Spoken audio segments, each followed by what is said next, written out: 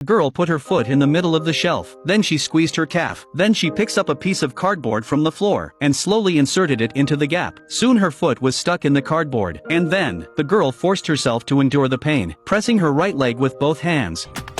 With a clicking sound, the right ankle was finally forcibly repositioned. This almost killed her. Even her breathing was shaky, because the girl has been trapped for 4 hours. She had to find a way to save herself. The girl searched her school bag for everything she had, although there is no cell phone, but there was a pair of underwear. I thought she was going to put her underwear on, but she didn't hesitate to tear it up, and then she got the tape next to it. She tore them into pieces. First she wrapped the strips around her hands, and then she taped them together, and then she wrapped her feet. But it almost killed her. But as a doctor, the girl knew, if she didn't get her foot fixed soon, she might not be able to stand up again. But now she's trapped in a minus 18 degrees Celsius freezer. She'll freeze to death in half an hour. The most important thing is to survive. Even putting on a shoe made her teeth chatter. The girl could only fight back the excruciating pain. It took her 5 minutes to get up, but just when she regained her mobility, she was greeted with even greater despair. The food in the freezer was frozen solid. Even the French fries couldn't even bite into them. But she knew if she didn't eat something to get some calories, she would soon freeze to death. So she opened another box. She opened another box. Inside was a store of raw meat. It was a good idea to use it to feed her, but I didn't realize that the meat was also frozen hard. There was nothing else to do. The girl had no choice but to curl up in a corner, waiting for death to come. But just then, a sound in the corner caught her attention. The girl realized with a jolt. A little mouse was standing on a red parcel, as if it was signaling something to the girl. The girl couldn't care less, rushed to get the red box, but to her surprise, it was a box of chocolates. The girl was so happy, rushed to her mouth, and bit into it, although it was a bit hard, but she could overcome it. At this moment, the girl seemed to see the hope of life, and what made her realize even more is that, the windmill toy in the box seemed to think of something. Then, she slowly raised her head, the refrigeration machine above her head. The girl got a steel pipe, and then she gritted her teeth. She tried to stop the fan. Luckily, after repeated attempts, the screws were actually loosening. The girl used all her strength. She finally pried the screws off. Then came the second one, the third.